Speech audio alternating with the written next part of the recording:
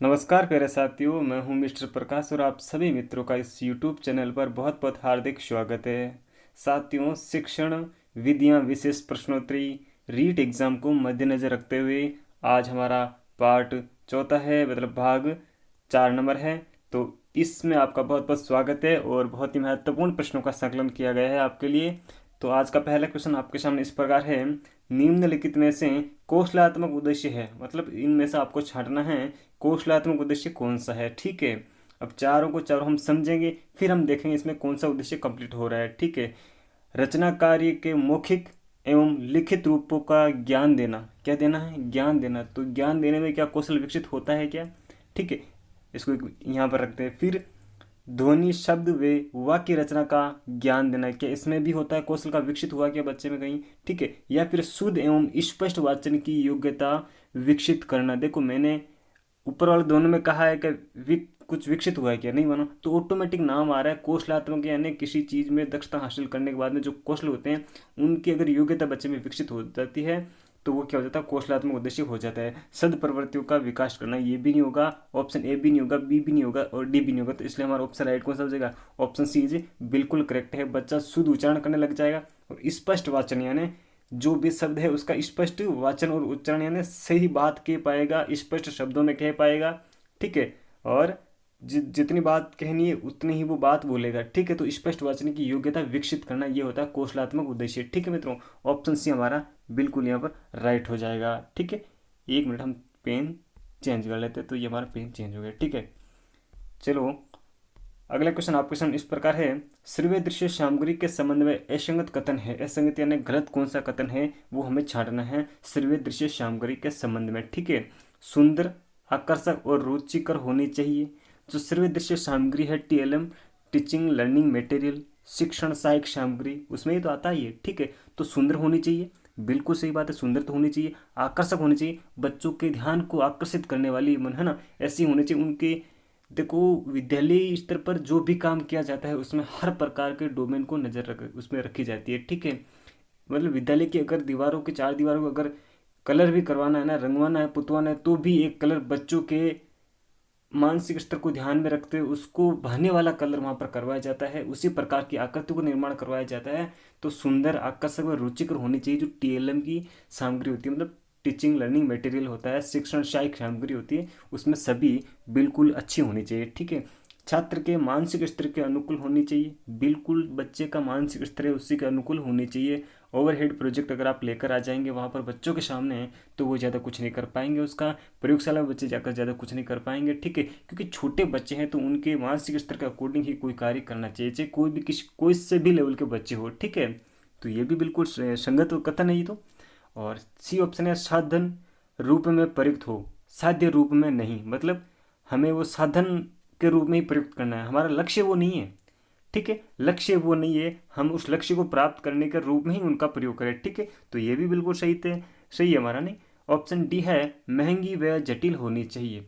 तो जो श्रव्य दृश्य सामग्री है, क्या महंगी होनी चाहिए और बहुत जटिल होनी चाहिए? अगर जटिल होगी तो बच्चे उसका यूज नहीं कर पाएंगे, और महंगी होगी तो एक व्यवहारिक रूप में उसका हम प्रयोग नहीं कर पाएंगे। भारतीय अगर स्तर को देखा जाए तो अभी तक इनका जो सामग्री इनका पूरा पूरा यूज नहीं कर पा रही है कोई भी स्कूल है। ठीक है, हालांकि सरकार बहुत प्रयास कर रही है, फिर भी भारतीय दृष्टिकोण में ये अभी तक पूर्ण रूप से स्थापित नहीं हुआ है। तो ऑप्शन डी है बिल्कुल हमारा यहाँ पर राइट हो जाए। कौन सा मित्र? ऑप्शन डी आपका बिल्कुल राइट हो जाएगा। बहुत ही महत्वपूर्ण प्रश्न है मित्रों, इसको ध्यान से पढ़ते रहिएगा और हर रोज आप इससे जुड़िएगा, आपको बहुत ही बेहतरीन साबित होगी आपके लिए। ठीक है, सतत एवं समग्र मूल्यांकन के प्रकार है, सतत एवं व्यापक मूल्यांकन के प्रकार है। तो कितने प्रकार होते हैं मित्रों? एक प्रकार होता है, दो प्रकार होता है, तीन प्रकार होता है, चार होता है। ठीक है, कौन कौन से होते हैं? दो होते हैं मित्रों। कौन कौन से होते हैं? एक तो होता है एफ ए और एक एस ए। कौन सा? एक तो एफ ए और एक एस ए। मित्रों, अगर आप मूल्यांकन के बारे में नहीं जानते तो हमारी प्ले लिस्ट में जाइएगा, आपको बेहतरीन से बेहतरीन वीडियो मिल जाएंगे, आप उनको देख लीजिएगा, आपका नॉलेज बिल्कुल क्लियर हो जाएगा। ठीक है, रचनात्मक और योगात्मक। ठीक है, ओके, रचनात्मक मूल्यांकन और योगात्मक मूल्यांकन। ओके, 4 नंबर क्वेश्चन मित्रों आपके सामने इस प्रकार है। बहुत ही बेहतरीन क्वेश्चन है, जरा गौर फरमाना और इसको थोड़ा सा बिल्कुल हल्के में लेकर पढ़िएगा। आप कोई वो नहीं है, इतना सीरियस मत होना, किसी भी चीज़ के प्रति सीरियस होना तो अपने लक्ष्य के प्रति हो जाएगा। क्वेश्चन को देखकर डरना कभी भी मत कि इतना बड़ा क्वेश्चन है, नहीं, बिल्कुल अगर आप सलीके से पढ़ेंगे सीखेंगे तो बिल्कुल बेहतरीन ढंग से आप सीख पाएंगे। अगर कोई चीज़ आपके समझ में नहीं आती है तो कहना मानिएगा, किसी चीज़ को कोई लाइन है उसको 2 बार पढ़िएगा, 2 बार नहीं तो 3 बार पढ़ने पर आपको उसके भावार्थ को समझ पाएंगे, उसमें निहित अर्थ को समझ पाएंगे। ऐसा क्वेश्चन भी आता है कि कोई बच्चा किसी भी लाइन का दोहरान करता है, 2 बार पढ़ता है, 3 बार पढ़ता है, तो इसका मतलब मेन कारण क्या है, बच्चा उस लाइन को समझने की कोशिश करता है तभी वो वापस रिपीट करके पढ़ता है। ठीक है, तो आप भी ऐसा कर सकते हैं। क्वेश्चन नंबर 4 आपके सामने इस प्रकार है, सतत एवं व्यापक मूल्यांकन की विशेषता नहीं है। हमें विशेषता नहीं है मतलब 3 तो विशेषता होगी और एक विशेषता नहीं है, वो हमें पूछी गई है। ठीक है, अब देखो, छात्र के ज्ञानात्मक, भावात्मक, क्रियात्मक तीनों पक्षों का मूल्यांकन किया जाता है। ब्लूम की टैक्सोनॉमी पढ़िएगा, उसमें ज्ञानात्मक, भावात्मक, क्रियात्मक है, शिक्षण के उद्देश्य हैं तो उनका मूल्यांकन किया जाता है। ठीक है, तो ज्ञानात्मक जैसे संज्ञानात्मक यानी मानसिक स्तर से संबंधित, भावात्मक यानी इमोशनली, है ना, और क्रियात्मक यानी कौशलात्मक कार्य हम जो करते हैं वो क्रियात्मक होता है। तो उन सभी पक्षों का मूल्यांकन होता है, तो बिल्कुल होता साथियों, सतत एवं व्यापक मूल्यांकन में इन तीनों पक्षों का मूल्यांकन होता है। छात्रों में निरंतर अध्ययन की आदत विकसित होती है, जी बिल्कुल होती है। निरंतर अध्ययन की आदत ये होती है कि सतत, लगातार, है ना, चलता रहता है मूल्यांकन, तो उसमें कोई भी कमी आई बच्चे की, हाँ, उसका निदान करते हुए फिर बाद में उसका उपचार किया जाता है। तो सतत यानी निरंतर अध्ययन की आदत विकसित होती है बच्चों में। ऑप्शन ये भी सही है हमारा, संगत है, विशेषता है ये। ठीक है ना, और सी ऑप्शन है, पृष्ठ पोषण प्रविधियां वे उपचारात्मक शिक्षण की व्यवस्था होती है, बिल्कुल होती है। हर प्रकार की अगर कोई कमी है तो उसको पूरा किया जाता है, विभिन्न प्रकार की विधियों का प्रयोग किया जाता है और उपचारात्मक शिक्षण भी किया जाता है, इसमें व्यवस्था होती है, बिल्कुल मित्रों। ठीक है, इसमें छात्र की रुचियों व अभिवृत्तियों पर ध्यान नहीं दिया जाता है, तो ये नहीं होता साथियों, बच्चे की रुचि के अकॉर्डिंग, अभिवृत्ति के अकॉर्डिंग ही उसको अध्ययन करवाया जाता है, उसको अधिगम करवाया जाता है। तो मित्रों, आपको एक बार फिर से मैं कहूँगा, सेशन पसंद आ रहा है तो प्लीज़ आप इसे लाइक कीजिएगा और चैनल को सब्सक्राइब जरूर करें और अपने एक भाई और एक बहन के साथ इसे साझा जरूर कर दें। ठीक है, और अब क्वेश्चन है 5 नंबर आपके सामने, कार्ड पर लिखे शब्दों से चित्रों के साथ मिलान करने का कार्य किया जाता है। कार्ड पर, ये कोई कार्ड है, ठीक है, और यहाँ पर नाम लिख दिया मैंने, जैसे कि कोई कलम, क्या लिख दिया, कलम। ठीक है, और मैंने यहाँ पर कलम बना दी, ये कोई कलम बना दी। ठीक है, तो इसी प्रकार से अब देखिए इसमें क्या है, कार्ड पर लिखे शब्द और उन शब्दों से चित्र है उसके साथ मिलान करना है कि भाई ये है। अगर यहाँ पर हमने लिख दिया कमल, तो कमल का फूल, जैसे कि हम ये बना रहे तो ये इस मिलान, बच्चा मिलान करेगा। तो ये कौन सी विधि में ऐसा किया जाता है, ध्वनि साम्य विधि? नहीं मित्रों, ध्वनि साम्य विधि में क्या होता है, समान ध्वनि वाले शब्दों का उच्चारण बच्चों से करवाया जाता है। ठीक है, जैसे क्रम है, श्रम है ना, इस प्रकार से। और वाचन विधि इसमें भी नहीं होता, इसमें वाचन करवाया जाता है। तो मिलन कहाँ करवाया जाता है, मिलान तो नहीं करवाया जाता ना। और प्रदर्शन विधि में क्या होता है, हम किसी भी कोई चीज़ है उसका प्रदर्शन बच्चों के सामने कर देते हैं, तो इसमें भी नहीं होता। साहचर्य विधि में होता है, किसमें होता है, साहचर्य विधि में होता है। मुझे आप जरूर ये बताएंगे साहचर्य विधि के जनक कौन हैं और इसकी मेन अवधारणा क्या है। अगर आपको वास्तव में अभी तक पता नहीं है तो मित्रों, साहचर्य विधि से संबंधित पूरी बातें संकलित करके आपको बहुत ही बेहतरीन ढंग से समझाई गई है। आप प्ले लिस्ट में जाइएगा, शिक्षण वीडियो की बहुत ही बेहतरीन वीडियो आपको वहाँ पर उपलब्ध हो जाएगी कक्षा। ठीक है, तो यहाँ पर हमारा ऑप्शन डी बिल्कुल सही है मित्रों। ओके, चलो 6 नंबर क्वेश्चन आपके सामने इस प्रकार है, सहायक शिक्षण सामग्री, टीचिंग लर्निंग मटेरियल, शिक्षण सहायक सामग्री एक ही बात है। इनके भेद कितने होते हैं, कितने भेद होते हैं? 4 होते हैं, 3 होते हैं, 2 होते हैं, 5 भेद होते हैं। कितने होते हैं मित्रों?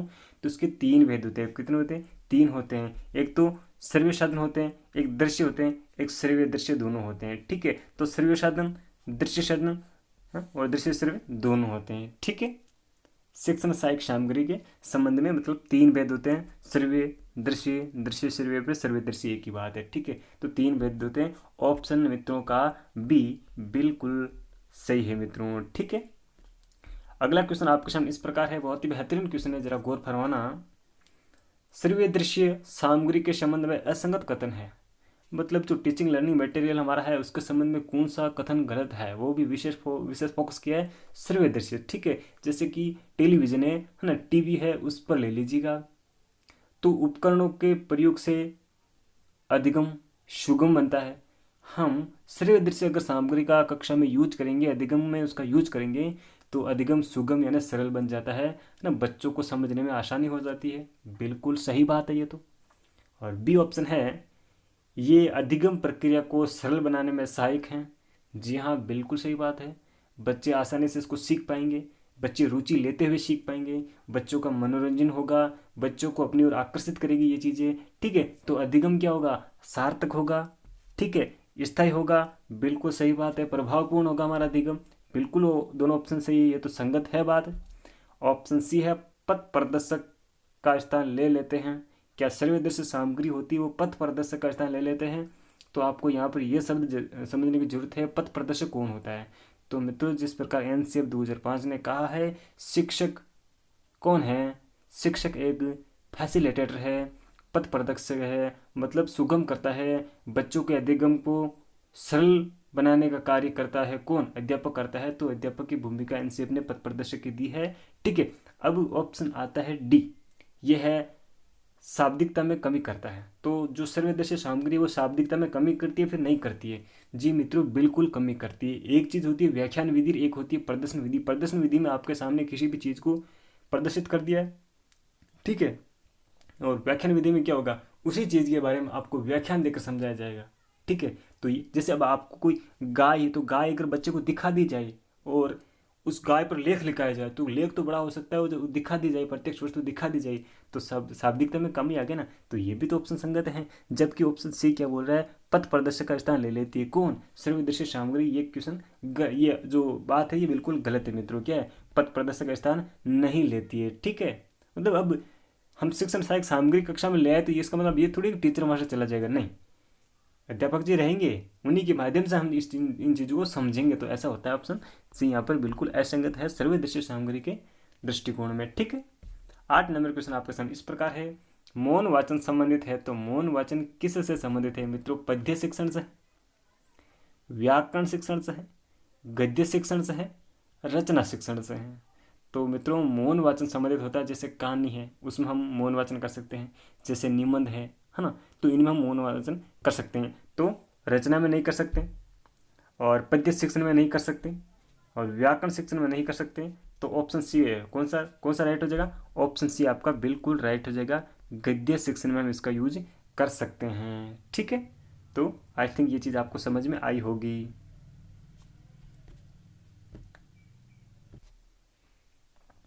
तो मित्रों, ऑप्शन सी हमारा बिल्कुल यहाँ पर राइट है। ठीक है, अगला क्वेश्चन आपके सामने इस प्रकार है मित्रों, ये क्वेश्चन बोल रहा है, विद्यार्थियों की कमियों व उपलब्धियों का निरंतर रिकॉर्ड रखा जाता है।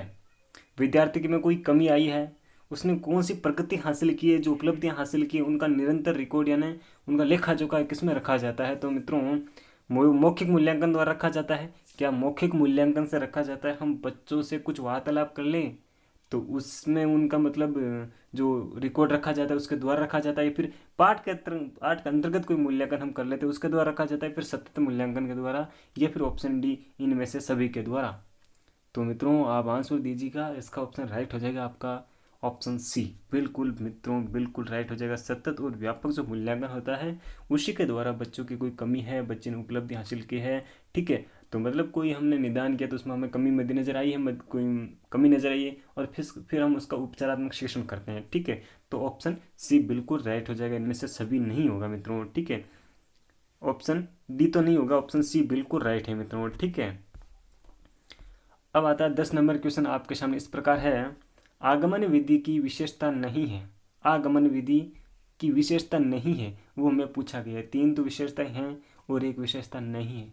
सामान्य से विशेष की ओर छात्र की वृत्ति दिखाई पड़ती है ना, तो बच्चे सामान्य से विशेष की ओर चले जाते हैं। या फिर मनोवैज्ञानिक विधि है, तो बिल्कुल आगमन विधि है, मनोवैज्ञानिक विधि है, ये तो सही है ऑप्शन। ठीक है, ये विशेषता है। इसमें छात्र अधिक सक्रिय दिखाई देते हैं, तो बच्चे अधिक सक्रिय दिखाई देते हैं, बिल्कुल सही है। ठीक, अगर यही ऑप्शन यहाँ पर ये रख दिया जाए फॉर एग्जाम्पल के इसमें छात्र ही अधिक सक्रिय दिखाई देते हैं, तो किसी भी चीज़ पर ज़्यादा जोर देना वो चीज़ बिल्कुल वहाँ पर गलत हो जाती है। मित्रों, इस चीज़ को समझना। तो ये तो विशेषता है हाल फिलहाल तो। ठीक है, ऑप्शन डी है, उदाहरण की सहायता से नियम बनाए जाते हैं, तो बिल्कुल सही है, उदाहरण की सहायता से नियम बनाए जाते हैं। मतलब पहले उदाहरण आता है, पहले विशेष आता है, फिर सामान्य आता है, पहले विशिष्ट आता है। उदाहरण यानी जैसे कि आप कक्षा में सबसे होशियार बालक हैं, तो आपका उदाहरण हमने दिया, आप विशिष्ट हो गए, और सभी जो विद्यार्थी हैं वो सामान्य आ जाते हैं। ठीक है, तो विशेष चीज़ विशिष्ट होती है। ओके, तो यहाँ पर हमारा आंसर हो जाएगा मित्रों ऑप्शन ए बिल्कुल राइट हो जाएगा। सामान्य से विशेष की ओर नहीं चली जाती है छात्रों की भर्ती, ये विशेष से सामान्य की ओर चलती है, क्योंकि पहले उदाहरण दिए जाते हैं, उदाहरणों के बल पर ही, उदाहरणों के आधार पर ही नियम का निर्धारण करते हैं मित्रों। ऑप्शन ए बिल्कुल आपका यहाँ पर राइट हो जाएगा। ठीक है, श्रुत लेखन अभ्यास विधि का उद्देश्य है। ठीक है, श्रुत लेखन अभ्यास विधि का उद्देश्य क्या है वो हमें देखना है। क्या देखना है कि बच्चों को हम जैसे कि बोलते हैं, हम अध्यापक आदर्श वाचन करता है, बच्चे उनको सुनते सुनते लिखते हैं। ओके, सुनते सुनते लिखते हैं। तो ऑप्शन ए है ये सभी, और बी है छात्रों के लेखन स्वर्ण में समन्वय स्थापित करना, मतलब बच्चों को लिखना भी सिखाना है और साथ में सुनना भी, उनका दोनों का समन्वय स्थापित करना, साथ में कॉम्बिनेशन है ना स्थापित करना है। तो सी ऑप्शन है लेखन गति में वृद्धि करना, कि ये होता है। और ऑप्शन डी है शुद्ध वृत्तनी सीखना सिखाने में सहायता होती है। तो मित्रों ऑप्शन जो आपका है ए बिल्कुल राइट हो जाएगा। ये सभी प्रकार के हम कार्य करते हैं। तो क्या होता है, छात्रों के लेखन में स्वर्ण में समन्वय स्थापित भी होता है, लेखन में वृद्धि भी होती है और शुद्ध वर्तनी सीखने में भी सहायता होती है। तो ऑप्शन जो ए है आपका बिल्कुल राइट हो जाएगा, ये सभी। अब आप ये पूछेंगे कि ये सभी ऑप्शन है, ये वाला तो ऑप्शन डी में आना चाहिए। कोई जरूरी नहीं मित्रों, कोई जरूरी नहीं है, कहीं पर भी दिया जा सकता है आपको भ्रमित करने के लिए। तो ऑप्शन ए आपका बिल्कुल राइट हो जाएगा। 12 नंबर क्वेश्चन आपके सामने इस प्रकार है, उपचारात्मक शिक्षण के आवश्यक नहीं है ना। तो उपचारात्मक शिक्षण आवश्यक नहीं है, इसके संबंध में हम देखते हैं क्या है। शिक्षण विधि स्थायी रखना, हाँ, के संबंध में आवश्यक नहीं है, उपचारात्मक शिक्षण के संबंध में आवश्यक नहीं है। ठीक है, तो क्या ये आवश्यक नहीं है कि जो शिक्षण विधि उसको स्थायी रखा जाए। भाई पहले क्या कहते हैं, बच्चे की कमी को जानता है। बच्चे ने जब अधिगम कर रहा था बच्चे, तो वहाँ उसको कहाँ पर कमी आई है ना। तो कमी को जानना मतलब क्या हुआ, निदान। क्या हुआ, कमी को जानना मतलब निदान हुआ है। ठीक है, तो भाई शिक्षण विधि को स्थायी रखा जाए। देखो अब हमने किसी शिक्षण विधि से उसको अध्ययन करवाया और उस अध्ययन वो बच्चा नहीं कर पाया है, बच्चे में मतलब वो अधिगम स्थायी नहीं हो पाया है। ठीक है, तो हम शिक्षण विधि को बदल सकते हैं, ये कोई आवश्यक चीज़ नहीं है। तो यहाँ पर ऑप्शन तो ए राइट हो रहा है। ठीक है, विद्यार्थी की किसी भी गलती की अवहेलना नहीं करना, तो बिल्कुल किसी भी गलती की अवहेलना नहीं करनी चाहिए बच्चे की। ठीक है, और पहले निदान परीक्षण करना चाहिए, तो बिल्कुल परीक्षण कर लेना चाहिए। क्या होता है, निदानात्मक परीक्षण करने के बाद ही तो उपचारात्मक शिक्षण होगा, पहले थोड़ी होगा। तो इस बात को विशेष ध्यान रखना। अब आपको ये कह दिया जाए कि निदानात्मक शिक्षण, तो साथियों निदानात्मक शिक्षण नहीं होता, निदानात्मक परीक्षण होता है। और उसी के बेस पर, उसी को आधार बनाते हुए उपचारात्मक शिक्षण किया जाता है। तो यहाँ पर ऑप्शन ए हमारा बिल्कुल राइट हो जाएगा मित्रों। ठीक है, अगला क्वेश्चन आपके सामने इस प्रकार है, किसी आदर्श लिखावट का जैसा का तैसा अनुकरण करना कहलाता है। आदर्श लिखावट, गुरुजी लिख रहे हैं, आदर्श लिखावट कर रहे हैं, है ना, उसका रू है ना हू बहू अनुकरण करना, मतलब वो जैसे लिख रहे हैं उसी प्रकार से लिखना, क्या कहलाता है। प्रतिलेख कहलाता है, श्रुतिलेख कहलाता है, अनुलेख कहलाता है, या फिर सभी है। तो मित्रों इसका ऑप्शन राइट कौन सा होगा, इस बात को विशेष ध्यान रखना कि अनुकरण कर रहे हैं, क्या कर रहे हैं, अनुकरण कर रहे हैं, तो वो क्या कहलाएगा, अनुलेख कहलाएगा। क्या कहलाएगा, अनुलेख कहलाएगा। अब श्रुतिलेख क्या होता है, श्रुतिलेख सुनकर लिखना। ठीक है, प्रतिलेख कोई लिखी हुई चीज़ को वापस लिखना। और अब बच्चे क्या कर रहे हैं, कक्ष में गुरुजी ब्लैक बोर्ड पर लिखा रहे हैं और अध्यापक जो बच्चे होते हैं वो उनका अनुकरण करते हुए लिख रहे हैं, तो ये अनुलेखन बच्चे कर रहे हैं। तो ऑप्शन यहाँ पर सी आपका बिल्कुल राइट हो जाएगा। ठीक है, तो मित्रों आज की कक्षा हमारी यही समाप्त होती है। आपको ये सेशन कैसा लगा, आप बिल्कुल हमें फीडबैक दीजिए, अपनी टिप्पणी कमेंट बॉक्स में कीजिएगा आप, और सेशन को लाइक कीजिएगा, अपने मित्रों के साथ साझा करें, चैनल को सब्सक्राइब करें, बेल आइकन जरूर प्रेस करें, और अपने लक्ष्य के प्रति इसी प्रकार से आप उन्मुख रहिएगा, एकाग्रचित रहिएगा। ठीक है, तो thank you for watching this video. Salute India, salute. Okay.